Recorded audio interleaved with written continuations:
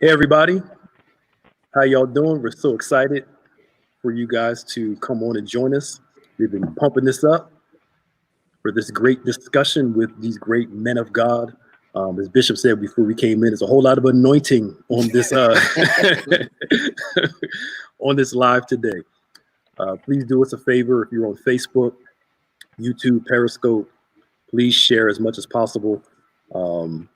Share as much as you can. Let people know that we're on as we talk about the pandemic, the church's response, opportunity, and who knows what else God downloads to us during this time. Of course, Pastor Nick with the illustrious, His Grace Bishop David. This quarantine's got us messed up, man. Yeah, the illustrated David. Right. Right. But we're glad you guys can tune in today. Again, please share as much as possible and let people know that we are on. And we'll go through some introductions and then we'll get rocking and rolling. On the top of the screen to our right, I think it's the same with everybody else. We have Pastor Jamie Centeno. We can start with you and work our way around with some introductions of who you are, your church name, etc. Sure. My name is Pastor Jamie Centeno. I lead the church here in Philadelphia called In the Light Ministries. Cool. Pastor Diaz. Hey, first and foremost, thank you, Pastor Nick and Bishop Evans. Really appreciate you guys doing this and honored to be on. Andre Diaz here, executive pastor, serving alongside the great man of God, Jamie Centeno there, here in Philadelphia, in North Philadelphia, Hunting Park area. Good. Bishop Sharona. Mark Sharona, Church on the Living Edge, Longwood, Florida. Cool. Bishop Blakes. Bishop Samuel Blakes, New Home Ministries, Baton Rouge, New Orleans, Houston, Hammond, all over the place. Got that preacher's voice. Did you guys hear that? I pay money for that voice. Right. Yes, sir. I told you, you got a bishop's chair. You got a nice chair. He got too. a bishop's chair too, man. All right, Pastor Mario. Hey, Mario Hood here. Honor serving with Bishop Sharona, Next Gen department here at Church on Living Edge. And as Bishop Evans said, there's a lot of wisdom on this. And so I'm just considering myself like a footnote, a citation. So don't expect to hear a lot from me. Right. That's my same feeling, Mary. As you can see, we have senior pastors, bishops, as well as executive pastors on to give a different vantage point as it relates to the pandemic. Pastor Diaz and Pastor Mario, we're all around the same age. We're not nothing against y'all age, but we're all around the same age. So we have a somewhat younger perspective on things, but also in the trenches as the executive pastor serving our senior pastors. Hey, Jamie, that he lumped you in with me and Mark and Sam. Hey, I'll take it. I can get anything that funds you guys. Just keep the hairline, Lord. Just keep the hairline. I saw that. You got folded in, brother. Well, you guys are all grandparents at this point now. So that wasn't true. Overall. Yeah, he adding to it now. Okay. Okay. Bishop Samuel Blakes is our moderator, and Bishop, you can take it over, and we'll go along with your direction. First of all, let me say how pleased I am and how honored I am for Bishop Evans to have asked me to even be part of this panel. Such a great panel of great minds. Gentlemen, as you know, the church is in a season that we've never seen before. And we are fighting a battle, if you will, that we've never fought before. And we are on uncharted territory. So Bishop thought it necessary for this collection of minds to come together and just kind of discuss where we are as a church, where we're going as a church, what the church is going to look like in the aftermath of what we are seeing now. So the first question I want to pose to you today is, we know the church is enduring hard times. What do you say to the people, pastors, leaders, members of churches who are fighting with the spirit of anxiety and stress and all of the above concerning where we are as a church? What's your message to them? Let's start with Bishop Sharona, if you will, and we'll kind of bounce it around. Well, okay, thanks, Bishop Flakes. I'll do my best. I'm going to have somebody else weigh in first, but I think here's what for me has been a really important factor. Not everybody's in the same place in any of our congregations, and our first responsibility as servants of Christ is to love our sheep where they are, to feed them where they are, to guard them where they are, to govern them where they are. We want to be sure as servants of Christ that we don't demand of people to be in a place where they personally do not feel like they can be.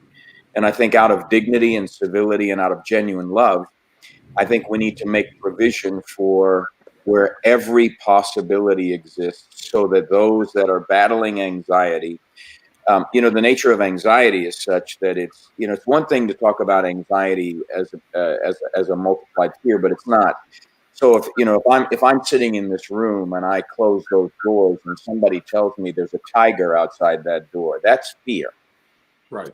But anxiety is there's a red phantom floating around in the building somewhere. We never know where it's going. It's going to show up. We have no idea where it's going to pop out, and you've got to be ready at any moment. That's anxiety. And I think the pandemic has created a difference between an invisible red phantom and a living tiger. And I think what we need to do is be sensitive to the fact that at any given moment, those what if thoughts can be triggered in people. And we need to allow them to experience that without feeling condemned and make a way for them to feel safe so that we can guide them into a more hopeful future. Wow. Gentlemen, jump in. So Mark, Yeah, do you think that the danger of the pulpit right now is not feeling comfortable addressing those issues? Yeah, my concern, and all of us are part of popular Christianity. So I'm not saying something derogatory. I'm saying out of concern because all of us are known in some way. So we're popular. We might be most popular, but we're known. And I think one of the dangers in popular Christianity is to make an attempt to try to normalize everything with hype and with all sorts of stuff instead of meeting people where they are and use the pulpit in a way that gives people a make-believe fantasy instead of helping them deal with reality. And we're not going to get into the future if we keep giving them fantasy.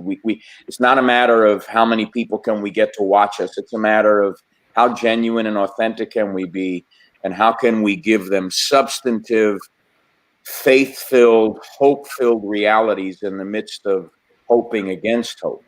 Yeah. Wow. That's where we are. We're hoping against hope. Yeah.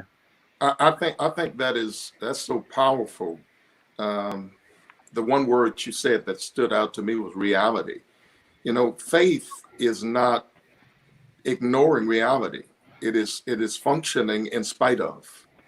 It is the ability to be able to function in spite of. So what do we tell people who are dealing with this reality? Pastor Hood, if you will, jump in.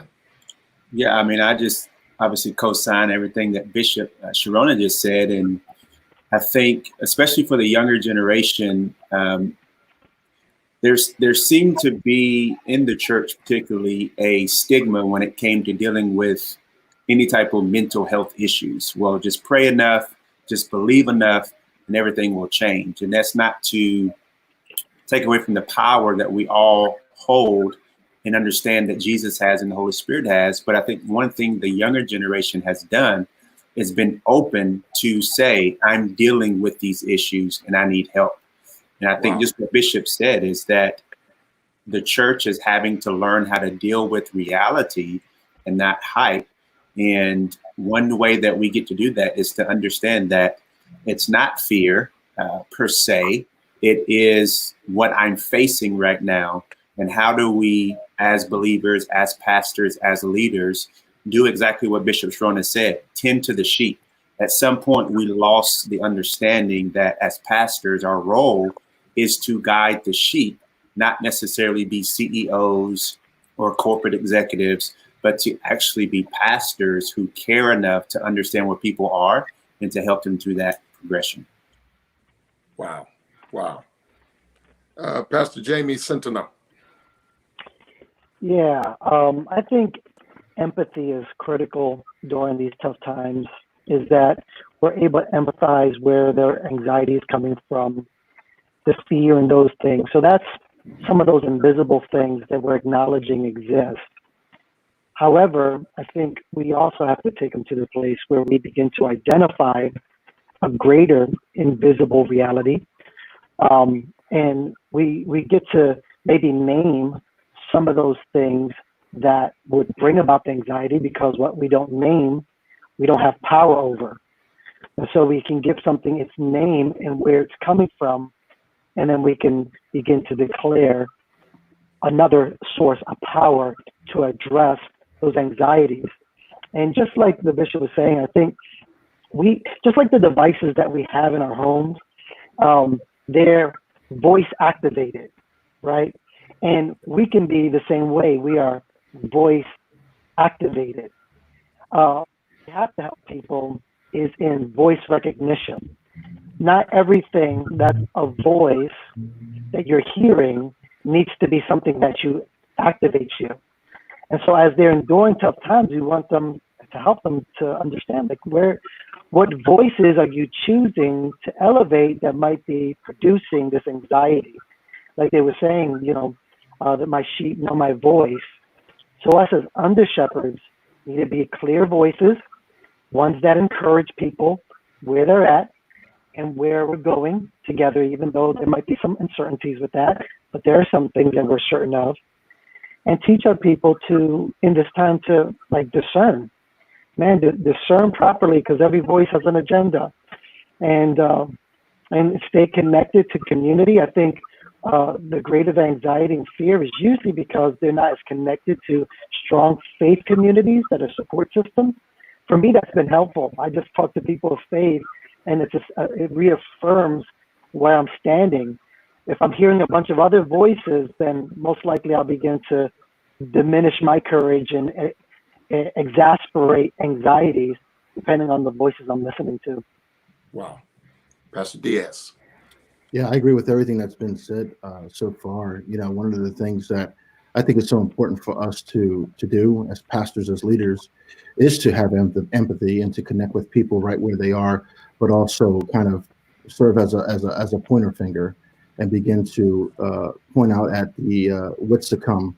And I believe that right now there's such an anointing that's needed for pastoring and also for the prophetic to be working together in tandem in order to have people live from a place from today moving forward. And, I think one of the things that's been helpful is really just asking people the question, where's Jesus? Whenever there's a transition, it's important to locate Jesus. And what is it that he's doing? What is it that he's speaking, and how is he speaking to them? And one of the greatest quotes I heard was, whenever we go through difficult seasons, whenever we go through hardship, it's important to ask, why would God entrust us with these moments?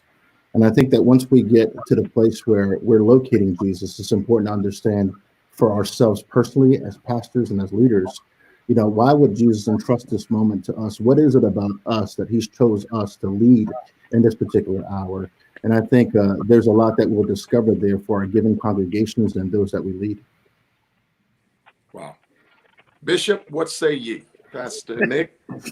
I'm not sure there's much left to say about right. it, but I'm wondering, while you all were speaking, and I'm in agreement with everything that was said, I'm wondering if our contemporaries, if we are ever in danger of missing the cues before a season begins. As we were watching this thing develop all over the world, I wonder how much we were discerning what our people needed to be taught, what they needed to hear, based on what was happening somewhere else. And is it part of our function to make sure that our people are not caught flat-footed in their faith when a dilemma like this comes to the United States? Because it was happening everywhere else, but I'm not sure that our group responded to it when it was happening somewhere else. Were we talking to the people, building their faith, explaining why God was doing a thing? I think some of us may have seen what was coming, Yeah, and some of us may not have. I wrestled with things like doing a series on grief and those things ahead of the shutdowns, and come to find out, not only were the talks on grief beneficial for now, but just the bringing a faith perspective to how the coronavirus has changed the procedures for loved ones getting sick and eventually some of them passing away, how all those procedures have been changed right now. And I don't know whether we responded well enough as a group, and you guys can tell me, to get folk ready for what was coming.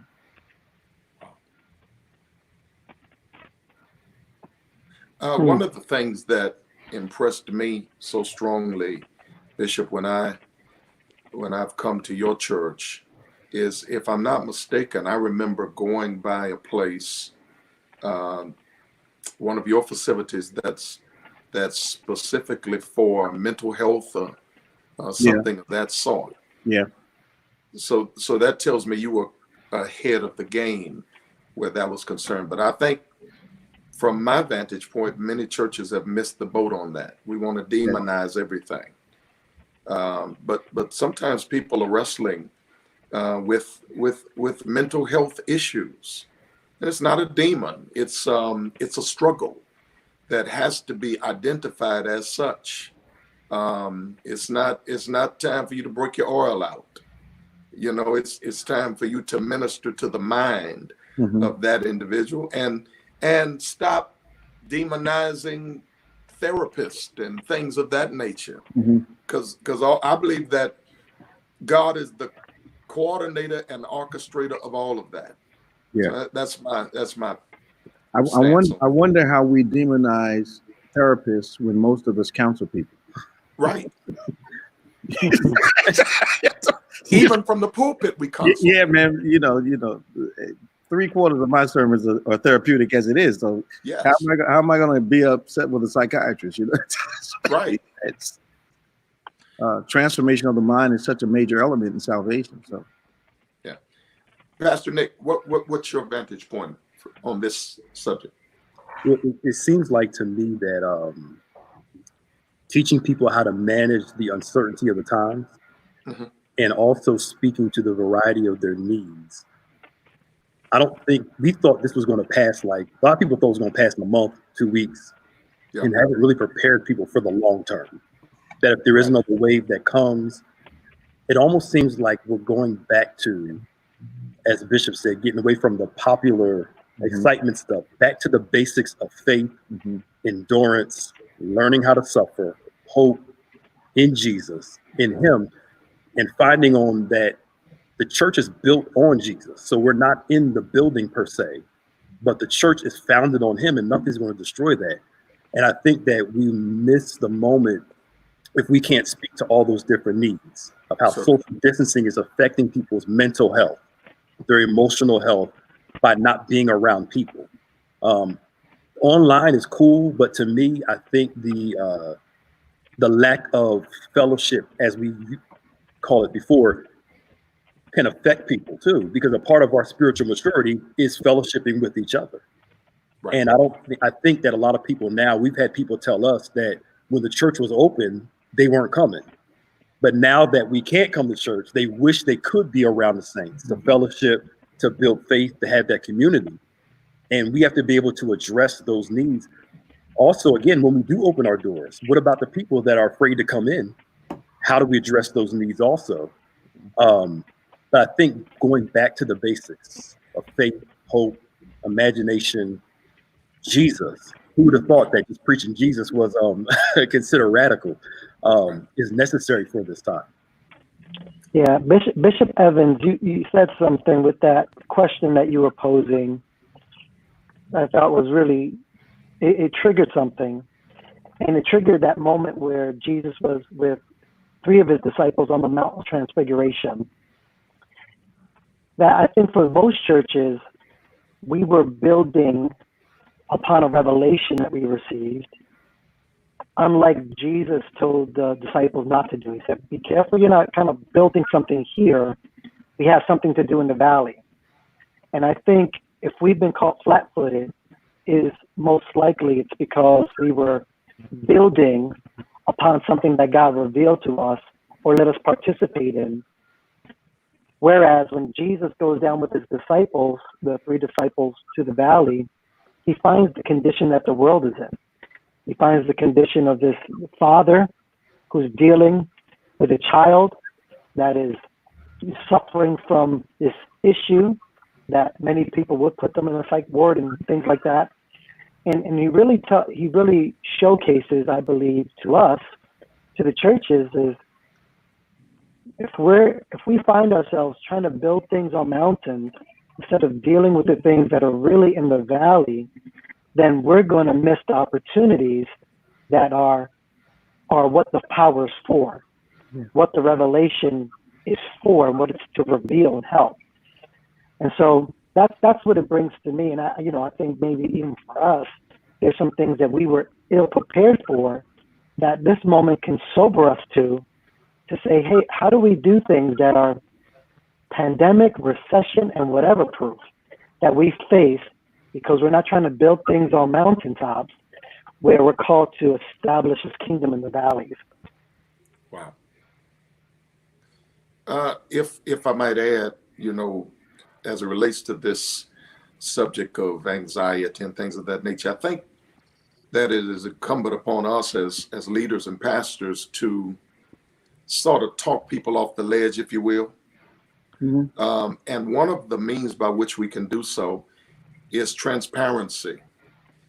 We need to make people understand that that if you're fighting or dealing with a moment of anxiety, it's not an isolated incident, and you're in good company. Because if all of us were to be honest, there have been moments in our lives and during the course of our experiences that we've had these feelings of anxiety. And even beyond that, I believe Jesus wrestles with anxiety in that garden. He's sweating profusely. He is battling within himself between his divinity and his humanity, saying, let this cup pass. That's a moment of anxiety. Yeah. So we got to make people understand. The Bible says that he was a man of sorrow, acquainted with grief. Bishop just got through talking about grief. It is hard to minister to things we have not made people know we are acquainted with. So we got to stop presenting ourselves as Superman with an S on our chest and make them understand, like Paul says, I was with you in weakness and in fear and in trembling and all of this other stuff. And if I have overcome it, the same God that has helped me to overcome it is the God that will help you to overcome it. So I think it's incumbent upon us. What do you think about that, Bishop? Pastor Mark, Pastor Nick. It's funny how I heard Bishop Sharona talk about this, I think late last year, where the same person that wrote Rejoice in the Lord Always, and again I say rejoice, is the same one that suffered anxiety, and he reveals it in Corinthians. Right. And the same one that says pray at all times in the peace of God that passes understanding is the same one that says I'm distressed and those things.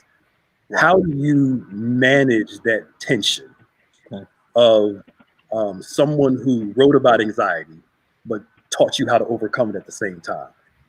Yeah. I think it's the only way you can. I think the best math teacher is someone that has been taught math. Right. So it's in our context, especially the sensitivity and the mercy and the grace that we have is partially based upon our experiences. The Bible allows us to give people wisdom on almost any subject, but life plus the Bible gives you the ability to give wisdom with sensitivity. So I kind of think that instead of forgetting our wounds, I try to share my strengths with our people, shield them from any weaknesses that I have. But it does not stop the weaknesses from giving me the sensitivity that I need when they're going through some of the same things. Right. Wow. And I think the traditional context for a preacher was to act as though we had none of those challenges going on. Mm-hmm. That's true. And so it's That's difficult. true. It's difficult to help someone when you're in denial about yourself. Wow. Does that make sense to you? Anybody else? Anyone else? Yeah, we want to write notes, but we're looking at a screen. No, this is. I mean, it's great. I mean, Jesus goes to doubting Thomas, right? And he shows him his wounds. He lets him interact with his scars and his pain. And I think that's a little bit of what I'm hearing you saying is that our ability to be able to let people still access our wounds to help them with their own personal triumph in belief and in faith. Yeah. All right, gentlemen, listen. What are your thoughts on intergenerational leadership? How important is it to have executive pastors that are of different age brackets? How important is that as we go into the future after this pandemic? And Bishop, I think you ought to come in on this one because the very idea that you're sitting there with Pastor Nick says that you know something about this. Well, I'm a proponent of organically growing what you need as much as possible. Yeah. And I think that one of the things that we cannot, as leaders, we cannot, especially as pastors, we can't guard our ignorance, and which is guarding our position. And I think what God does to those of us that are open sends the three of us, the people you see on the screen. Yeah. But that means that oftentimes we have to have an uncommon generational openness to new ideas, fresh ideas, and actually being corrected and directed by someone who's younger than we are, who may not have the same position we do. So I think it's in our discipline, if I can be really plain, the level of insecurity that dwells in senior pastors today probably is prohibiting them from allowing someone younger and gifted to assist them. Wow. I'm glad that you mentioned that because what I have seen is a lot of older guys, older pastors, should I say, seasoned pastors, if you will. Yeah, you guys, have a problem with. You guys call us generals when we get this age. Right, exactly. Yeah. That's the cute term for you old. Right. But they operate in a level of insecurity as it relates to younger, up and coming pastors. Why do you think that is? Well, I've never seen a more insecure group than the mega pastor. Wow. And the insecurity is exhibited by the fact that they are guarding their kingdoms like kings guarded their territories back in the old days. Everything was seen as a threat to their dominance. But it actually worked for a while. But the problem came is when the cultural questions kept changing every 45 days, and society's asking a different question and they can't respond in anything but a historic way. So all that to say, is that insecurity has created a regalness that was once mistakenly thought to be the anointing, when it actually was an exclusion based on insecurity. Wow. Wow. So now, listen, I want to exhaust this with you before I move to Bishop Sharon. I want to exhaust this with you before I move to Bishop Sharon.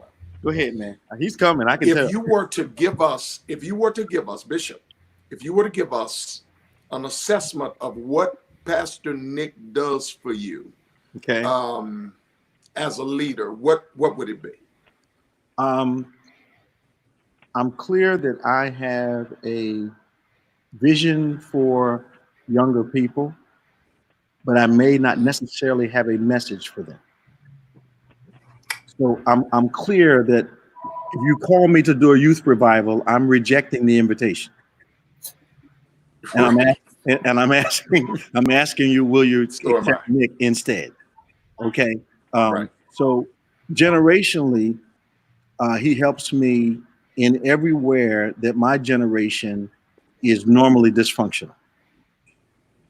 And because of that, he keeps me updated. Language, cultural questions, methods, what's going to work, what's not going to work. But I've had to give him that much leeway, and to the point that he's not a figurehead exec. He actually has authority. Yeah. And he, what has he done? When I could not do my job, he did it for me. Wow. So everything is not an exaggeration. When I was incapable of doing anything except preaching on Sunday and teaching on Wednesday, he did everything else that I was supposed to do. Gotcha. And he did that for at least 2 years. Wow. And they didn't know. Powerful. The church didn't know. So powerful. I get choked up every time I start talking about it.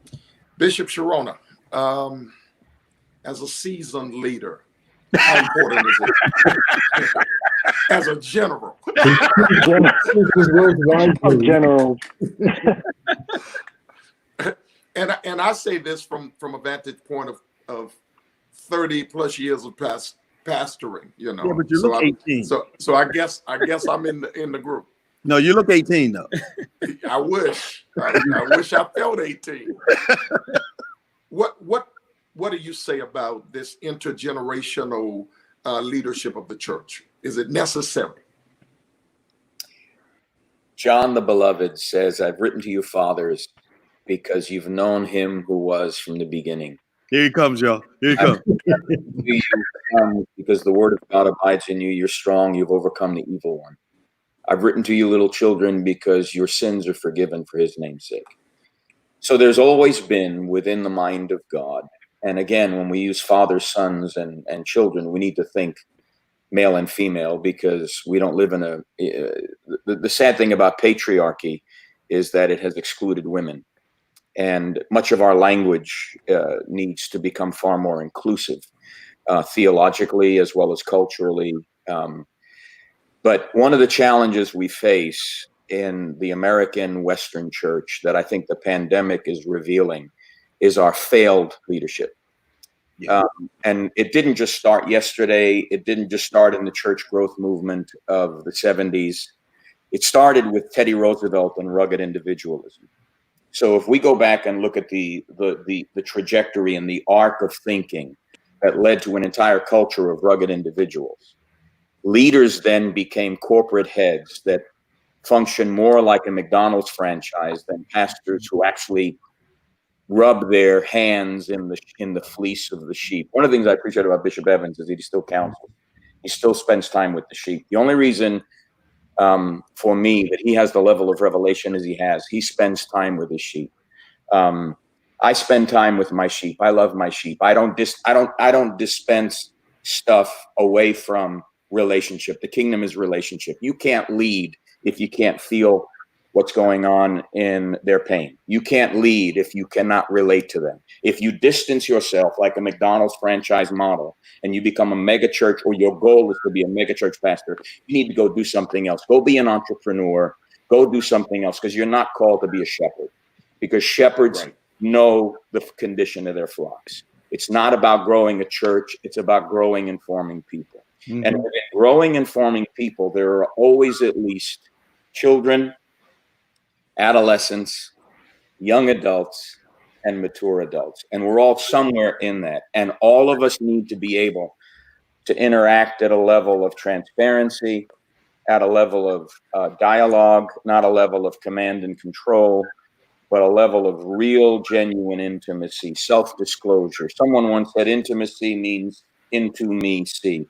One of the things that has always impacted me is that there was a period of time in the life of Abraham, Isaac, and Jacob, and it was a 15-year period when they were all alive at the same time. Now, God revealed himself sovereignly to each, and each got a piece of the puzzle that the other did not get. And when we separate them out and don't realize that there's a continuity to what God does, and that within that continuity, the Spirit shapes and forms a legacy that is passed down. There are things that Isaac understood that Abraham did not. But Isaac had to wrestle with things. You know, your daddy takes you up a mountain and straps you to an altar and lifts a knife. That's going to leave a scar on you. I don't care how you want to theologize that. At some point, this kid's got father issues. That has to get healed. Jacob, you know, same way. His daddy rejects him because, you know, Esau is the favorite of Isaac. You got to ask yourself, well, why? Well, because Esau represents everything Ishmael was that Abraham loved, that he rejected in Isaac. So Esau is the living epitome of everything Isaac wanted to be but never could be. And Jacob is everything Isaac never wanted to be that he had to be. So he rejects the blessing and affirms the one that's just like the one his father wanted. So you got three different generations, each having an encounter with God, but each having unfinished business. And they're not going to get into the future without one another. So I promise you, there was a lot of come to Jesus moments between the three generations in that 15 years. And we can't avoid that. We have to be willing to have that level of transparency and authenticity. And we've got to really, the coronavirus is laying waste all our false models of leadership and ego-driven leadership and reducing us to being human. Because God's looking for human beings, not people that can escape anything or think they can decree and declare anything away. That's utter nonsense. It's not even faithful theologically. Decreeing and declaring has become just nothing more than theological hype. It is not substantive. It doesn't bring transformation. We need to get back to the cross-shaped life and what that means transgenerationally. That's where we're going to find the power. Wow. Wow. Pastor Diaz, weigh in. Yeah, make me go right after the bishop. I was like, I'm so glad he didn't say me. Wow. Yeah, you know, I think one of the advantages of having the intergenerational pastors is the ability to process things along with the generations that we lead. And I think that definitely being connected, you know, I think me and Jamie are probably a lot closer in age than you guys are. So we don't have such a large gap. But we certainly do have those that are on our elder staff who are, you know, much older. And then we have guys who are on our pastoral online ministry team that are much younger. And there's such value to having those conversations together because the insight that's brought from these various generations and the way that they think, I think it's so important for us to, as we're processing and making decisions, take all those things into consideration. You know, God has always been about family. You know, and we were called to be interdependent since the very beginning, which is why he decided to put himself into three. And so I think for us to have those three generations in the same room, I think it speaks of the holistic approach to ministry that he always desired from the beginning. Wow. Pastor Hood. I think one of the things that I'm clear on is that I've calculated that I've counseled about 45,000 people in 30 years. And have seen people from all walks of life, all stratas of the congregation God has given me and some from other churches.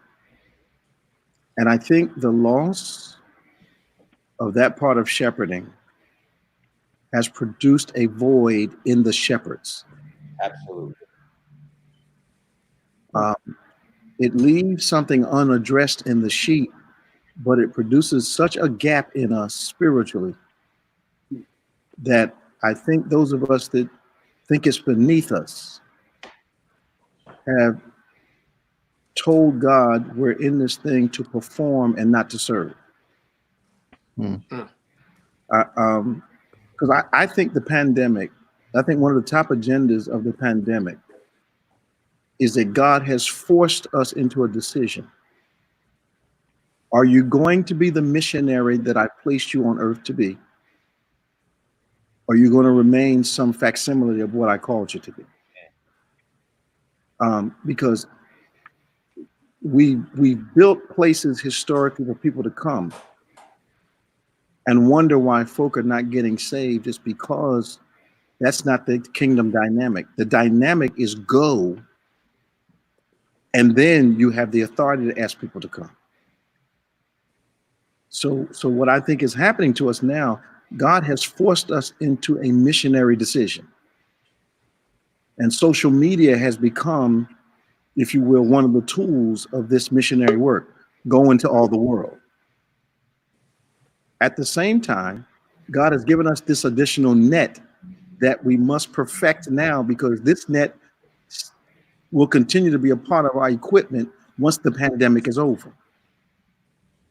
So it's not just develop it so we can survive during the season. It's to add additional equipment to the vessel on the way forward. So those of us that are not tending this net and not perfecting the structure for, what we're calling virtual congregation, are not going to be ready to survive after this is over, because it's not going to, the church is always going to be here because it's built on Christ, but he's adding some additional equipment to us, and many of us are not developing it, so we won't be ready to retain those we have drawn during this period. Wow. Did that make sense? Did that make sense? Yes, sir. Yeah. Total sense. Okay. Pastor Hood?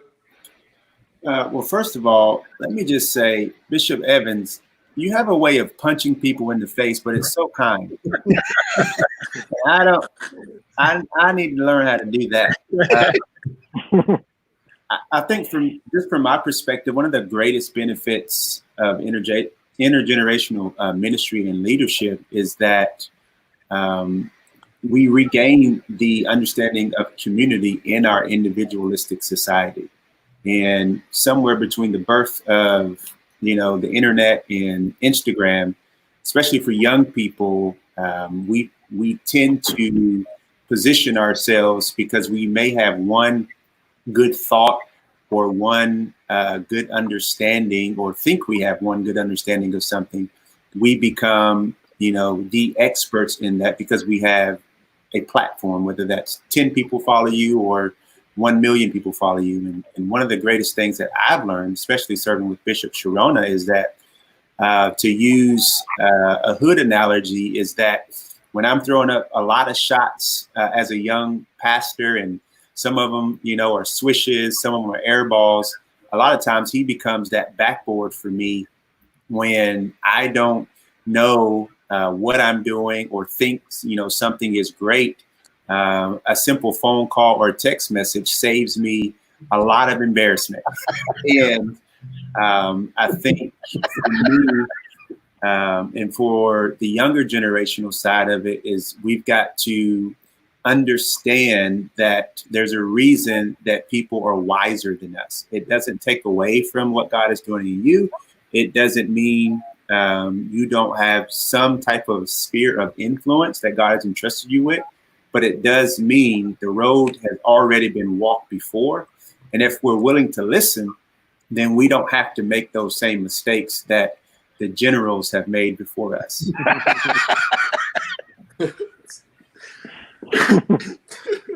Pastor Jamie. Yeah, well, I'm still learning from them in general. Don't put me in that category.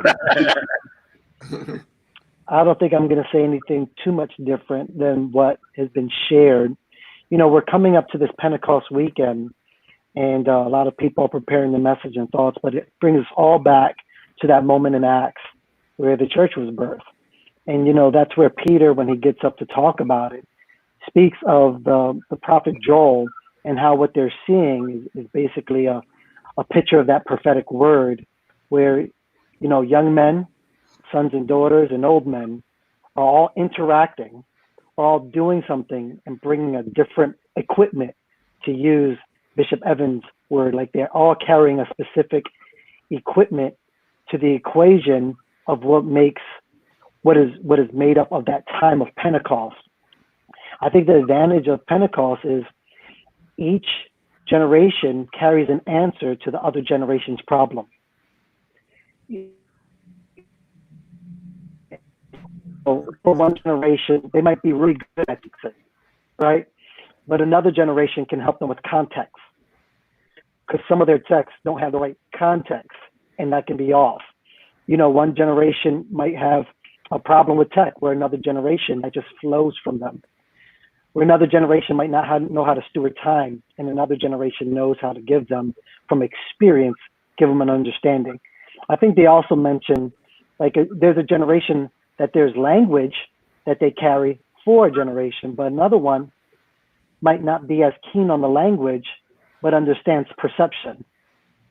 And so each of them can help one another in their given area of expertise, where I think each of us have a problem that God makes us interdependent on others to have a solution. So that's why I think in pastor ministry, when you have that intergenerational, you have that perception, perspective, you have those gifts, you have those energies, you have the vision and dreams, you have the prophetic utterance or perspective. So you have those different things. And, you know, another advantage is, I think, when churches and people see that intergenerational interaction, there's this sense where you're seeing each of them position for cross impartation. I think sometimes we only think of the impartation one way, but I believe we can receive impartation from another generation. Sure. They can see the pulling from one generation and the releasing of another, you know, back and forth. And we can preach it, but to see it demonstrated through the intergenerational pastors, I think is a lot more powerful for a visual generation. Yeah. Do you think that there's something that I call increasing permission? I think that traditionally assistants would have limited permission to operate. But I think when you're in a situation where you have cross-generational leadership teams, the younger generation has to be given increasing permission to operate. So yeah. They might start out with 3 responsibilities, but that grows to 5, and then 10, and then 20, and then other duties as assigned. You know, so there's this need for expansion of their authority. No, that's good. It reminds me of the Father's heart, right? In my Father's house, there are many rooms. I like to say it this way sometimes, like, the Father's heart is to make room for his children. And there's right. a sense as they expand, the Father's heart expands in recognition of their expansion and gives them more room to operate. Yeah. Can I ask Bishop Blake? Bishop, can I ask you a question? Go ahead. Okay, so certainly, if we think about the pandemic and we think about the heritage that you have received from your dad, we think about how you guys survived Katrina and how you had to walk through that season in a unique way that those of us that were not subject to that level of devastation would not know. Yeah. And I mean, I remember those days. I remember what, when Dad, I remember everything about all that happened. I mean, right. But I mean, you're a lot like your daddy, but you're also different than your daddy. Right. When you think about those relationships, the legacy that Dad has given you for you to grow on, and that crisis. How do you look at where we are in light of your relationship with your dad and in light of where we are now? I think that, and you're kind of bringing me into what I was getting ready to ask Pastor Nick. I think that I am where I am, and our ministry is where it is now as it relates to the success of our ministry, because I was submissive to the wisdom of my father. I think two things had to happen. My father had to be embracive of my knowledge as it related to current climate. But then as the younger, I had to be submissive to his wisdom. And oftentimes the reason the generals, if you will, don't embrace young preachers is because it's hard to find many who are submissive to the wisdom of the Father. And because I did submit, because I came genuinely under the authority of my Father, I'm not just surviving, I'm thriving. I am living off of principles and things that my father said to me. Every day there is something that comes to my mind that my father said that I'm still feasting off of and still eating off of, and I am the result of today. So two things have to happen. The senior has to be embracive of the knowledge of the younger, but then the younger has to have enough wisdom to be submissive to the wisdom of the senior. My father's wisdom was, I couldn't pay for it during those Katrina times. I was on the 12th floor of the Marriott Hotel in Houston, Texas, watching CNN. And they happened to put the camera on the building, the church that I pastored, under 9 feet of water. Wow. And I'm sitting there looking at all of my labor and all of the stuff I had accumulated and accomplished underwater. And the first person I called was my father. He was in the same hotel, different room. And I told him, I said, Dad, I'm looking at my church underwater. He said, well, tell me this, is God under that water? No. He said, that water has drowned the building, but it has not drowned the God who helped you get that building and help you build that ministry. He says, if God is not under that water, you're all right. The wisdom of my father walked me through that process. And, for all young, aspiring preachers and, leaders who are watching us today, I think it is incumbent upon them to know that you don't know everything. Say it. One of the greatest things you can know is what you don't know, because then you make yourself pliable and manageable to be able to benefit, if you will, from the wisdom of the senior. So my father, I couldn't even pay money for the investments that were made and where I am today as a result of just what he imparted. Pastor Nick. Good. Yes, sir. Explain to me the dynamics between you and Bishop as you see it. How he has, at certain intervals, embraced your knowledge of the day. And you, in certain intervals, have had to submit to his wisdom as to the how-tos. Because we're living in a day when young people are leaving churches. This generation of millennials are absent from the church because many times, truthfully, we are in a CD, MP3, iPod generation, but we've got 8-track methods. Right. So we're losing them. So explain to me, for some pastor, senior pastor, who's thinking about embracing a young man and bringing him up, explain to us some of the things and the dynamics between your relationship with Bishop. Well, I think the benefit of ours is it was, as Bishop said, organic. I've been in this ministry since 1991.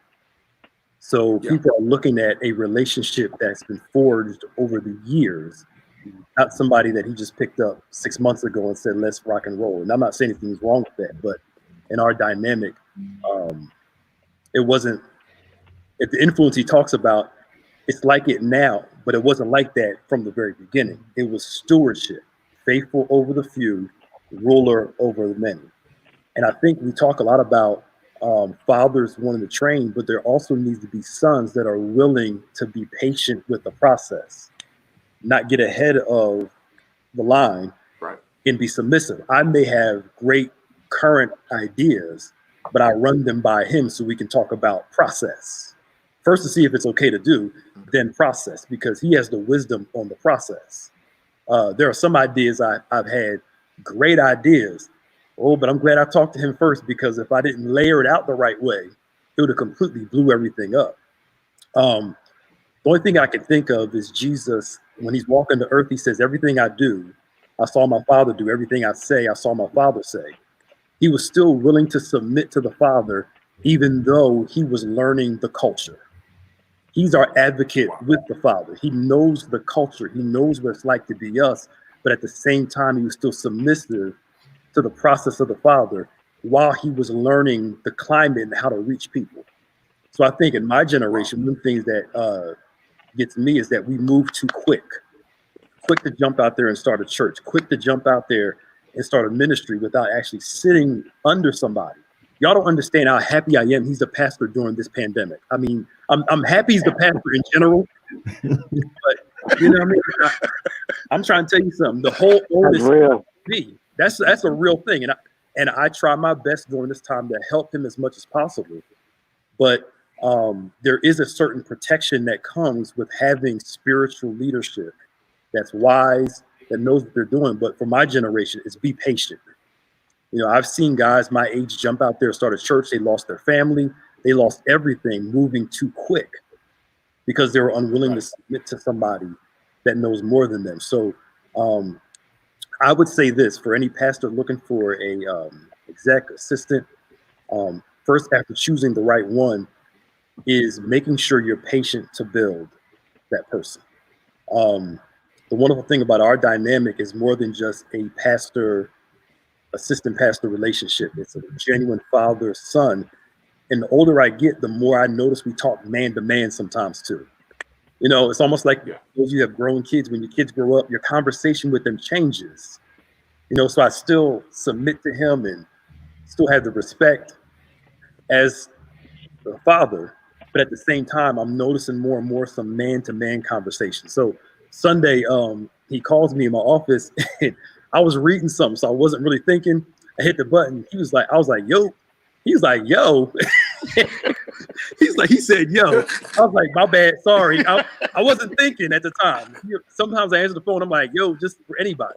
And I said, real quick, change that. I said, okay, that will never happen again. But he laughed it off though. But we have that kind of relationship where we can talk and, you know, he knows my heart. It wasn't disrespectful. At the same time, I hung up the phone. We stopped talking. I laughed for like 5 minutes straight. But it shows the nature of the relationship. And I think one of the most dangerous things that a person can do is get too comfortable with their leader. Can I ask you this? Yes, sir. I'm sorry. Has there ever been an occasion where you went to Bishop with an idea and he shut it down? Oh, absolutely. Yeah. So how did you handle that? Because listen,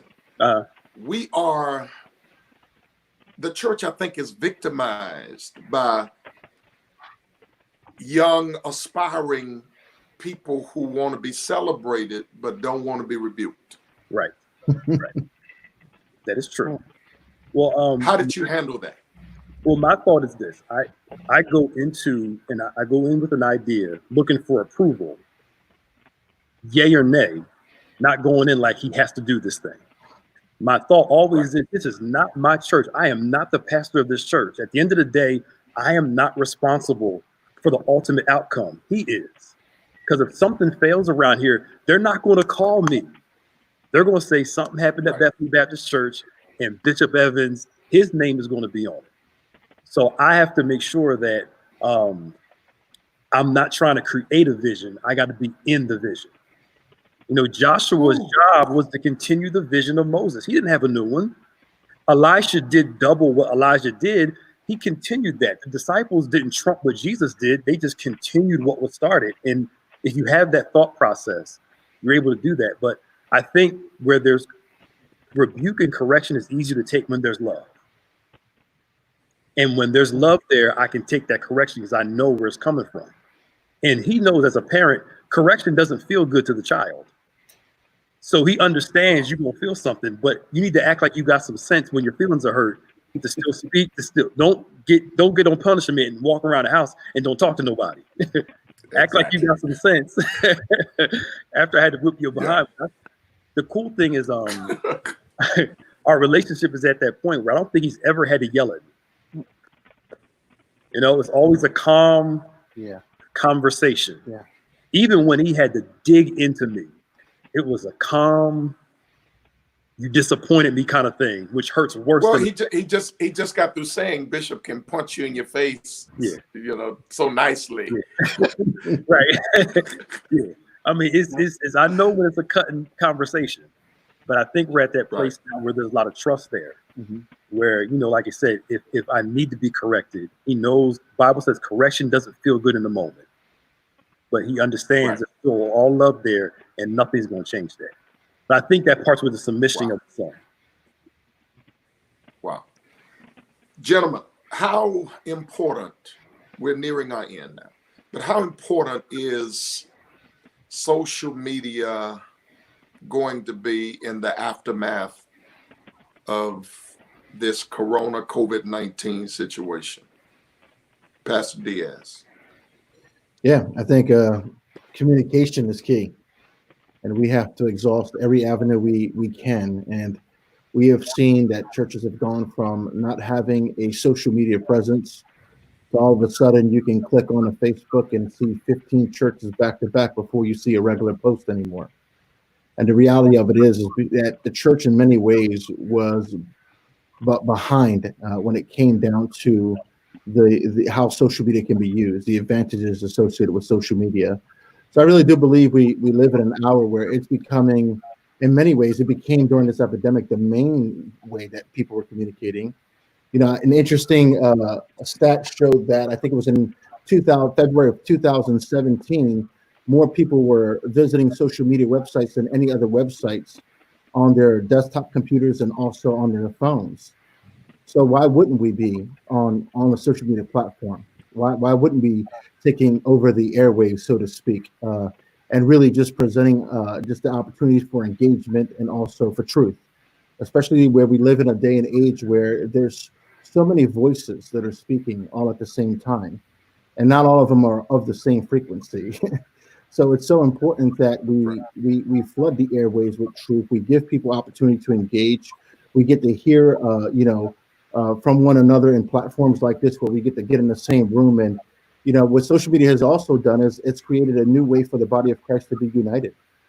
You know, technology has done an amazing thing. I mean, how else could all of us be on the same place, on the same call at once, had it not been for something like doing a Facebook Live?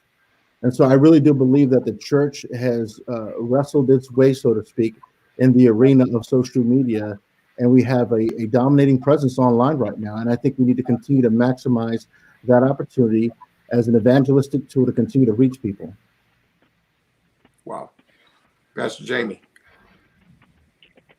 Yeah, I think social media is one of the main ways that a lot of people are being influenced or getting information. And, you know, we've been good as a church, or churches have been good for the most part of taking the ground.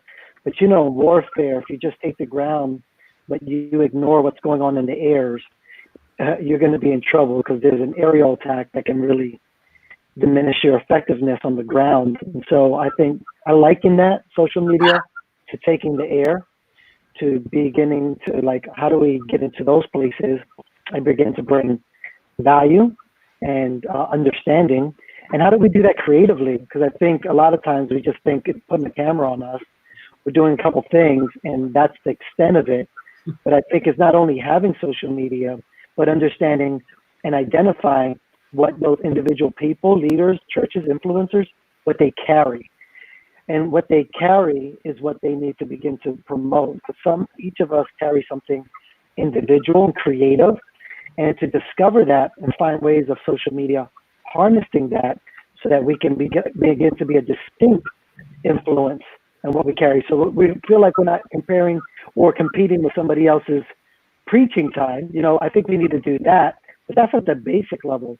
I think there's a lot more to social media in terms of influencing and impacting that we can begin to do and think strategically. And maybe we'll talk about that in a little bit. Wow. Bishop Sharon, I'm saving you for last because I want to put a kind of different twist on that question for you. Pastor Hood. Yeah, I mean, I think social media, the internet is always going to be around. I think we have to be wise, like Bishop Evans said, and understand that it is a tool. It doesn't replace the tactile dimension that God calls us to. And so I think it will, for lack of better words, always be secondary. It doesn't mean that we don't need to be on it, but I think it will be secondary to the physical meeting in the aspect that God has called us to as that community. I think especially what we have to be aware of is what Dr. Tim Elmer says, which is artificial maturity, especially in the younger generation, which basically just means because we're being exposed to so much more earlier, we think we know things, but there's a difference between what you know and being able to apply it in wisdom. And so I think that translates for churches. Just because you can put something out doesn't necessarily mean it's the wisest thing to do. And just because we have access to social media and platforms, we still need to make sure that the message is not being overridden by the method in which we're trying to use. And so while I think it will be important, it's a cultural currency.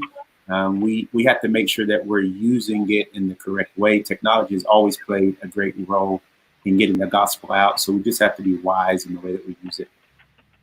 Good deal. Bishop Sharona, are we in danger of people liking this virtual church too much to the point that they don't re-embrace the physical setting to the extent they once did? This social media world. Great question. What's your thoughts on that? It's a great question. Number one, I don't think in a world of high tech, and that world is going to increase. It's not going to diminish. We won't recognize technology, what we're calling social media right now, in the spring of 2020. 5 years from now, we're going to be looking at augmented reality and virtual reality in a way we hadn't even anticipated before. The technology is already in place in many places. I mean, if you go back to Mission Impossible, the first Mission Impossible, where Tom Cruise put his fingers on something that was a virtual screen, and all of a sudden everything shows up. And or you look at Justice League, where the Victor character, all of a sudden between his hands, all of a sudden all these virtual reality. That technology is now present. So augmented reality and virtual reality, whether we like it or not, that's where the future is going. We're going to have to be prepared for that. The more high tech we become, the more high touch we're going to need. But it's not, I don't think it's going to come within a mega setting. I think people are going to look far more for small clusters of community. And as churches, even with sizable churches, we're going to have to discern ways. You know, look, I've been in the urban church for 47 years. And but I'm the white guy. So I'm not, I'm very respectful of the fact that I don't fully comprehend the Black experience. But here's what I do understand about the urban church. You try to do small groups in the urban church, like life groups, that ain't going to work. it's just not going to work. It'll work in a white setting, but within, and Bishop, you guys can correct me, but within the urban church, there's a different way of doing community, much of which is more around the table than it is around a Bible study. And Jesus was a table guy. And I think we're going to need to find ways to sit at table with our people in ways where we can break bread together, ways that we can fellowship together. Some of the most richest moments in my journey as a pastor, particularly in the urban church. I grew up Italian, so everything was at the table. I didn't fully understand table till I sat with Black people at a table. And the level of life exchange in the urban community at a table has been life-giving to me personally. I value it. I believe it's a key to moving into the future because there's levels of intimacy and levels of touch that no technology can replace. And I think the real hope for the Pentecostal church, the charismatic church in the West in the future, is going to be a return to the roots of table fellowship. And I think the urban church is going to lead the way. Wow. Wow. Bishop. Is that me? Oh, yes, sir. Couple of things, and then we got to. I should have said Archbishop. I don't know about all that. Is that a new general term? Right. Yeah. A couple of things have become apparent to me as we talk about this intergenerational theme, and I believe, if I'm reading my Bible correctly, the enemy's job is always to bring separation in the anointing on the earth. We see that dynamic when we are looking at the Genesis record and how he is able to, through a loss of communication ability, separate the anointing that's on the ground in the garden. We see Joel addressing that in a very direct way in my mind when Joel says, I need young men that are visionaries and old men that are dreamers in the same context. And in that same context, when they're operating together, which means that anointing has to be united on the earth for God to do his work completely as he wants to do. He says in that context, whosoever shall call on the name of the Lord shall be delivered. So it's amazing to me that the church as a whole has fallen prey to an antichrist type of format, that is believing that generations cannot dwell in the same church peaceably. And what I see now is that, of course, those churches will have success, but what they're doing is minimizing what the church universal can do, because God never created his church for the generations to be divided. He created them for us to come together and get the maximum work that we can do done. I think the social media platforms are allowing us to reach an audience and a generation that we probably would not have reached before. And when Mark talks about this table setting, the first step towards that is a change in method and approach on the social media platform. So we've got guys, preachers that are still addressing the camera as though they're addressing a congregation on Sunday morning, when the conversation needs to shift, if you will, because the table has shifted.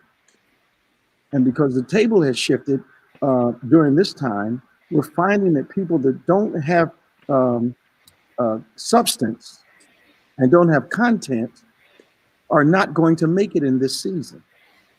Because again, what God has given us is this wonderful net to extend our reach, which demands a change in conversation to the camera and demands the creation of a virtual church connected to your church. Only because God has finally gotten some missionaries that he's been looking for since he died on the cross. God has a mission, we have a commission. So we've got to, he's almost forcing us to make a decision for him. But I also believe he's forcing us to you can't tell me that Israel in Egypt, in those houses did not miss being able to gather together when they were in the wilderness. Wow. Did y'all follow what I just said? Yes, sir. What I see this thing has done is birth a new sense of the precious nature of the physical church and coming together that they didn't have before. And all I'm hearing is, I can't wait to get back together. Same here. I'm hearing it over and over again. So God had to take it away from us in order for us to realize its value. And I've had this conversation, I think, with Mark. People that made their living traveling now envy those of us that have a house to go to. The musicians that traveled and did 3 or 4 churches on a Sunday and kind of looked down on the musicians that were stable in a house are no longer looking down on them. The people that travel 4 days a week now see the sense of God having us assigned to a people. Because there's stability in God's will. And I think what God is doing is bringing us back to the stability of a relationship with him and being connected to his purpose and assignment in our lives. Yep. I cannot overemphasize that the Lord didn't send this, but he sure is using it really well. Right. And the question is first asked to us as the church. And I believe those of us that are intergenerational in our leadership, none of us were ready for this, but some of us were more prepared than other people. And those of us that are intergenerational teams are more prepared than those that don't. Yeah. That's all I have to say. I had a pastor to call me the other day. Prior to this whole pandemic, I was talking to him about the importance of engaging, social media. And he rejected the idea, but he called me the other day and said to me, I wish I had listened. Wow. He said, I wish I had listened. I know you're right. Yeah. I had a conversation with a seasoned pastor about 2-3 weeks ago now. And that pastor told me that the Lord had led the pastor to not gather in any kind of way until they were physically able to go back into their building. Wow. So I kept having the conversation. I kept having the conversation and realized the discomfort.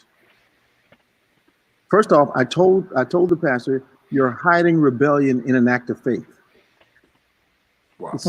The second thing I told him was that God did not tell you that.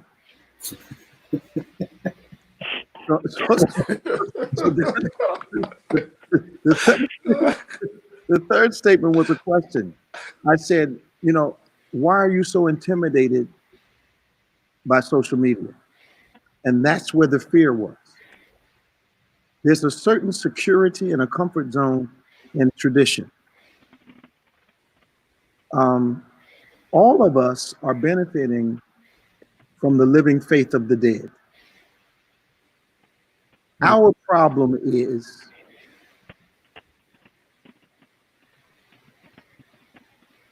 our tradition becoming the dead faith of the living. Wow. That's where we are. My God. The success we have here is based on the tradition of 2 preachers that are no longer around. They brought the teaching ministry to Southern New Jersey. But had I gotten stuck in that tradition, my faith would have been dead. So what we have to do is have that courage that God gives us to forge into these unknown territories, because the additions you make to your house now, if we nurture them correctly, they're going to be phenomenal additions, down the road. We started a virtual church, a community, and there's about 600 folk in it now. And we only formalized it like 4 weeks ago. And we're nurturing those people so they'll stay connected after this thing is over. And I think those of us that don't do that are going to miss God adding to the church the way he wants to, in addition to the traditional way. Yeah. We've adopted that same mindset. I had a pastor prior to all of this, I was very active on social media anyway. And he caught me one day at breakfast. He said, man, he said, I don't know why you would embrace social media. He says, it's of the devil. He says, matter of fact, that's the Antichrist. Wow. I saw him on Facebook the other day preaching.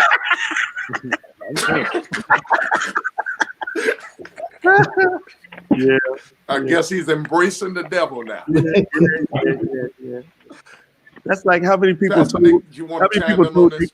how many people told you guys not to let them make you a bishop, and now they're bishops themselves? Yeah, it's great. Exactly. Oh my. Pastor Nick, did you want to chime in before I go to the final question? Sure.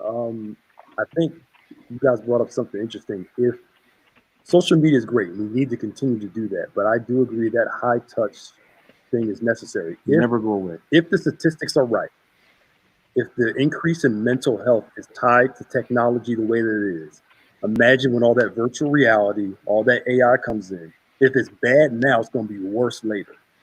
And we're learning those, as big as we are, we're trying to, the bigger we get, the more touch oriented we become. Absolutely. On purpose, intentional.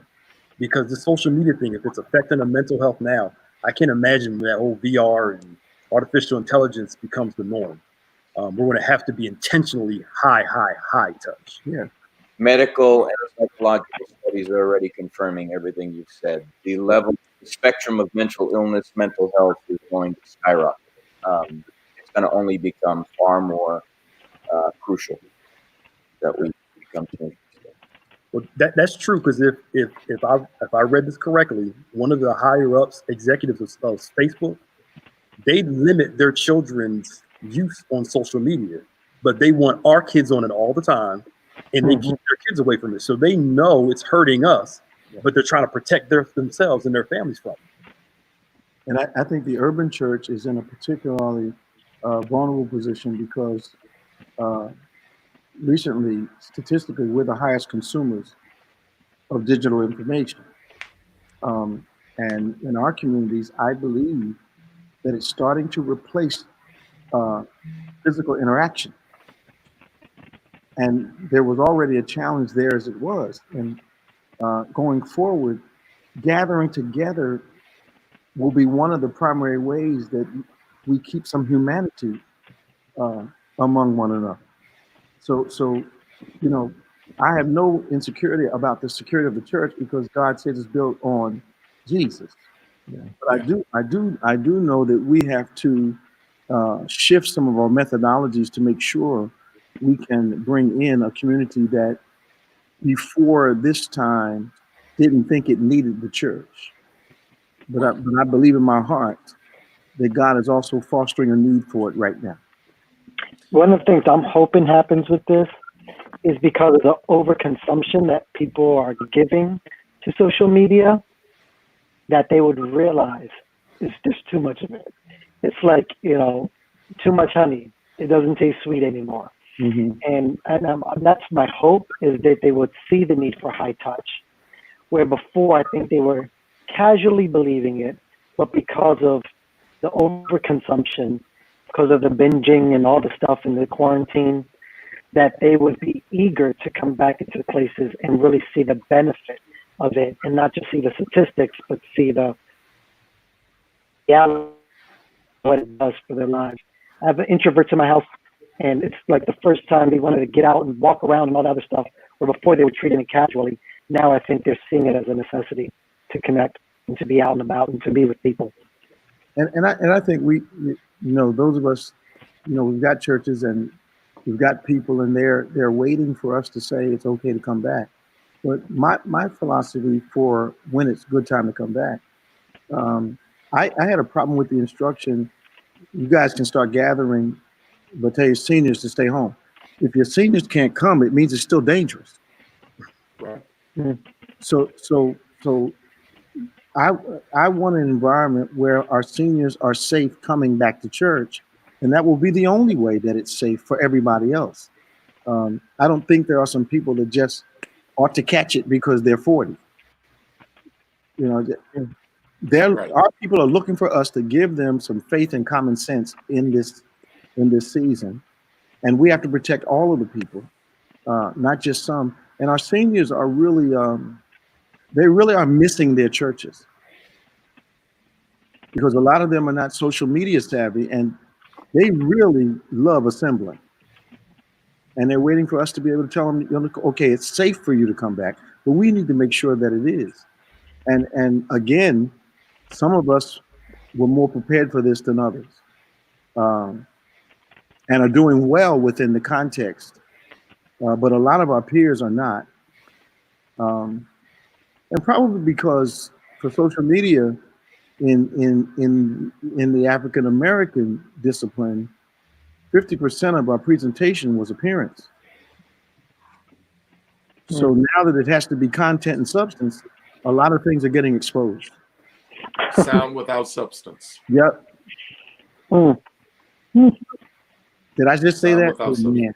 You said that. It's true. Close your eyes and listen, and you'll see what I'm talking about. Wow. Yeah, and the camera doesn't respond. You know, No. and it's easy to hide in noise. Yeah. The fact that you're really not talking about anything. Mm-hmm. You know, my father used to say this, and I'm going to move on to our final question. But my father's philosophy was this as it relates to social media. If my father were alive now, he'd be 80, going on 80, 81 years old. He'd be 80 this year. And my father, knowing him, would be on social media because his mindset was, if Jesus were here, he'd be on social media because he was wherever people were. Right.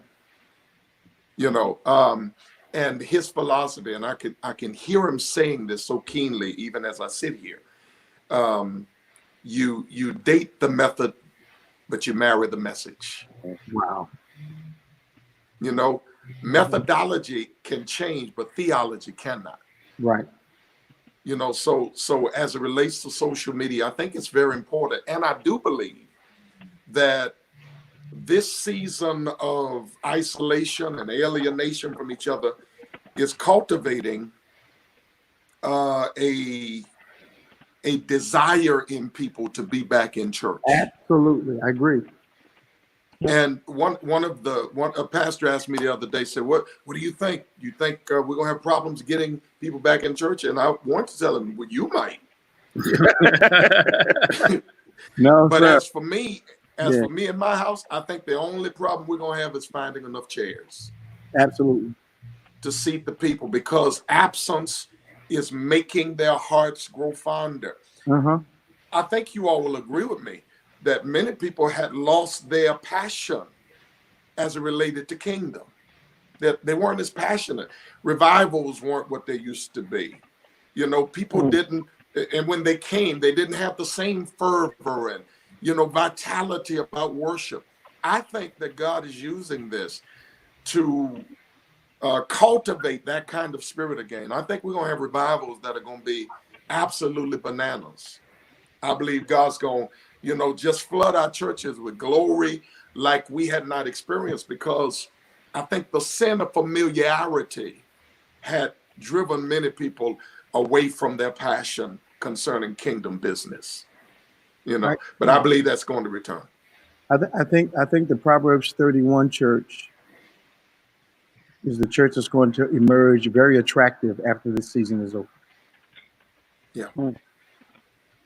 I agree. Yeah, that's the church. Brothers, my final question. Bishop, were you saying something else? No, sir. Final question.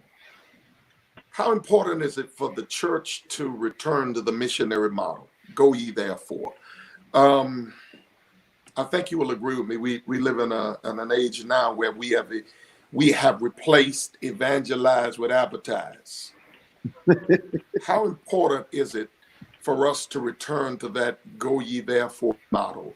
Go and get them, not just expect them to come. Pastor Hood.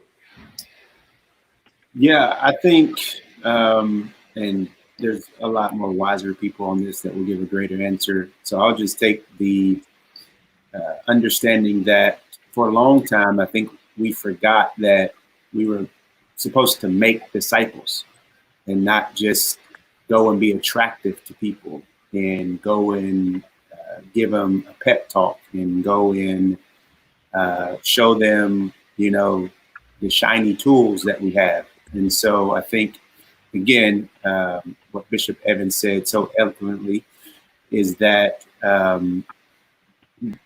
the pastors and leaders that have not had the substance and understanding that it's not just about performing, it's about the process of transformation, or realizing that now.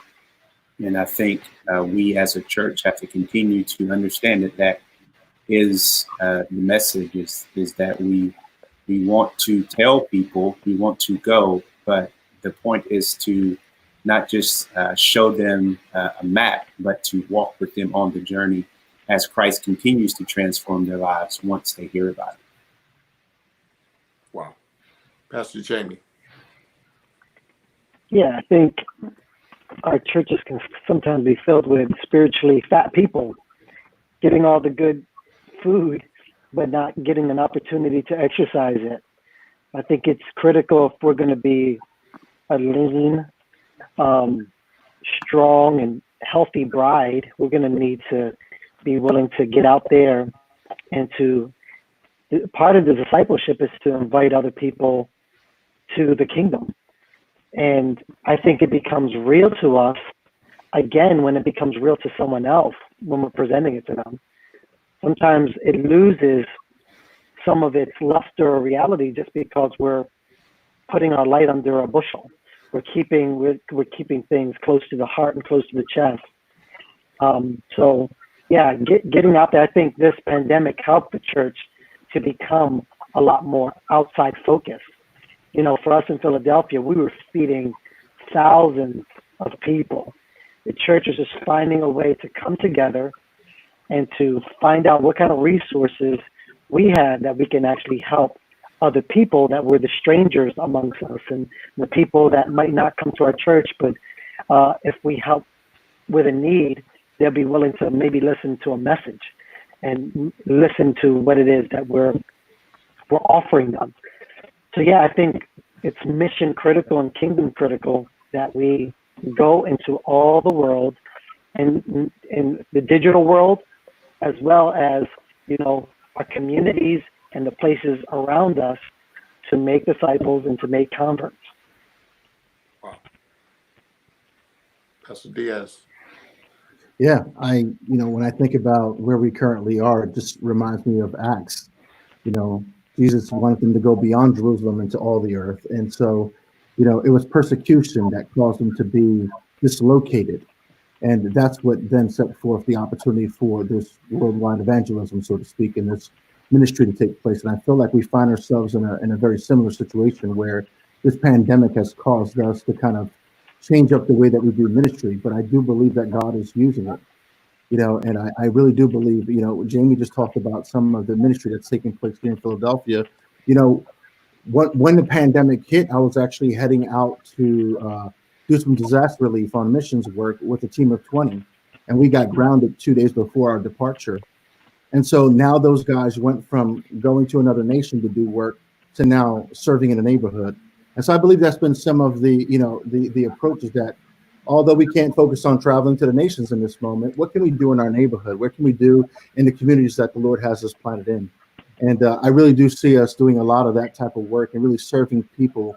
But I do believe that this pandemic has literally caused the church to look for a new way to be creative in being a missionary right where we all live. And so we're not getting on airplanes, we're not getting on boats. We're pretty much, you know, driving to our local churches and serving people from there. We're doing things like getting online and serving people all over the world there. And so I do believe that this pandemic has done something for the church. And I just pray that we could really begin to, just to see it for what it is and continue to just work this thing out and continue to carry the message. Awesome. Bishop Sharona, if you will, and then we'll go to Pastor Nick, and we'll close out with Bishop Evans. For me, the conversation comes full circle. We started talking about anxiety. From 2007 to 2010 and a half, I went through the darkest season of my life. I wouldn't wish it on my worst enemy. But I wouldn't trade it for the world now. I went through severe anxiety, severe depression, extreme sleeplessness, had to function as a leader. And if I didn't have a solid team, the church wouldn't have survived. I was seen all over the world on TV. People thought I was normal. I was a basket case. But I came out of that season with 3 questions. And a lot that I thought was important had no value anymore. And I had ridden the crest of a popular wave for a long time. So I've seen the world from the glossy platforms everybody wants to be on. None of it means anything to me anymore, because I've also seen what goes on behind the scenes, and not everything that looks great on stage is actually congruent behind stage. The lives are a mess, including preachers' lives. And but I came out of that season, God stripped away all sorts of stuff that has no meaning for me anymore. And I was left with 3 questions, and I live with them exclusively to this day, and they're constantly what guide what I do. Number 1, what's Jesus up to? Number 2, where's he going? And number 3, am I going with him? And theologically, that's where I live. What's Jesus up to? Where's he going? And am I going with him? Wow. Pastor Nick. Sorry. It's funny, again, going back full circle. You know, God has always seems to have a way to bring us back to the original intent. The church was always supposed to be missional. That's right. And the church at large, for some reason, stopped being missional. Not every church, but I'm saying at large. And the church-going culture is gone now. Meaning this, people just went to church because it was what they did. It was just practice. They may not have been saved, but they went to church. You know, they may not have knew God. Yeah. But for years, it was just Sunday was a day to go to church, and then all of a sudden, things changed, and many in the church didn't know how to respond to a new culture that didn't feel the need to come to the building. And again, God allows the failure of one system to bring us back to His system, which is going back to being go ye, go ye, go ye missions. I mean, think about it. If you do a soul winning Saturday where we're going to walk the streets to evangelize, the crew for that is small. But if you call a big event for something that's entertaining, you have a crowd of people. And I think God is bringing us back to that missional, evangelicalistic model, which always was the purpose for the church. Always. And because they're not going to come on their own. We got to go out. And now with social media, we can do missions in different ways. I think God is restoring that missional model back to the church at large. Bishop, you know, the word tells us go ye, but most churches live by a philosophy that says come ye. Mm-hmm. You know, how do we get back to, as Pastor Nick said, the original design and the original desire that God had in mind? You know, I preached it. Let me give you an example. I preached at a church about 2 years ago, and the pastor told me, Bishop Sharoni told me that it had been 3 years since they had a baptism. Wow. Cobwebs were in the pool. Wow. Because the church lives by, in many instances, come ye and not go ye. There's some people who are not going to come, just haphazardly wander through our doors, but we got to go and get them. How do we get back to that missionary model, evangelizing? I think it's a God model. I think we're now being forced to choose based on survival. And God did not have the authority to ask us to come until he went. He sends Jesus, and then whosoever will, Yeah. let him come was birth. And I think those of us, you know, evangelism, soul winning for me is probably the sexiest thing I do. It just geeks me. I'm real passionate about it. But I think Fishing. I think the church at large has lost this passion for soul. And I say that because, you know, going on the road, and you guys on the road too, you've been in churches where winning souls at a service is not even a part of the service. Right. You know, we will spend more time, we will exclude that part to make sure other parts of the service are not impacted. But I believe that God is putting us back in position and asking us, who will go for me? Who shall I send? And I think he's asking those that will to raise their hand and say, Lord, send me, because we're finally going to get in the flow of God if we respond to his invitation. Wow. Wow. Bishop, it has been my pleasure, and I thank you so much for having extended this opportunity to me to just glean and share with you guys today. I appreciate every voice I've heard. Everybody brought something to the table. And the wonderful thing is everybody didn't bring the same thing to the table. Yeah. And I'm so appreciative. So it is in your hands, Bishop. You close us out as you will, sir. With his baby. Thank you all for coming out. Bishop Sharona, Bishop Blakes, Pastor Diaz, Pastor Centento, Pastor Mario, Bishop Evans, of course. Thank you guys so much for joining this panel. We hope that everybody enjoyed it. Until we meet again, God bless you. The Lord keep you. Heaven smile upon you. See y'all later. Thank you. Appreciate you, man. Thank See you. ya.